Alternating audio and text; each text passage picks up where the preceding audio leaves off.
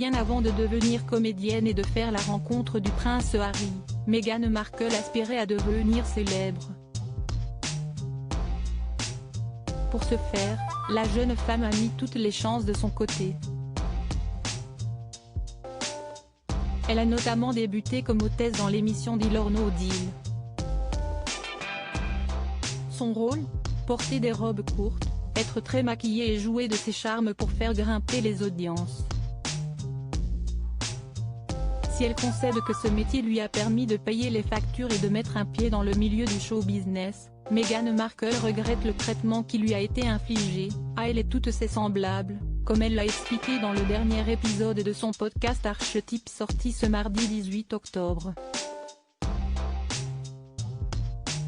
Face à son invité Paris Hilton, la duchesse de Sussex a affirmé qu'elle était traitée comme des bimbos selon ses propres mots et qu'elle était recrutée sur des critères physiques et non intellectuels. Elle a aussi précisé qu'elle avait démissionné, fatiguée d'être considérée comme un vulgaire objet.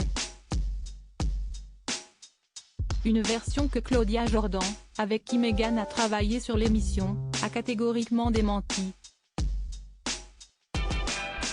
L'américaine de 49 ans a pris la parole en story Instagram, voire diaporama, comme l'a raconté le média Daily Mail. Ils ne nous ont jamais traités comme des bimbos, a rectifié la star de Real Housewives of Atlanta. Nous avons eu tellement d'opportunités grâce à cette émission. Pour elle, si le physique était évidemment pris en considération, les recruteurs étaient bien plus intéressés par les personnalités des jeunes femmes.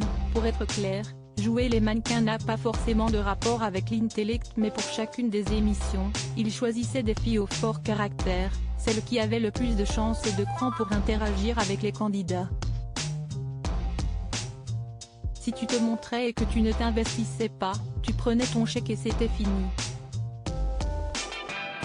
Mais si tu saisissais les opportunités, tu pouvais tout faire.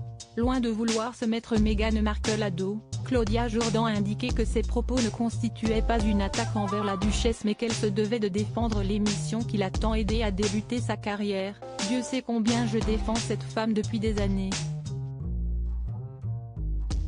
Je continuerai de le faire mais je ne veux pas qu'il y ait de malentendus sur l'ambiance qui régnait sur le plateau et dans l'émission en général.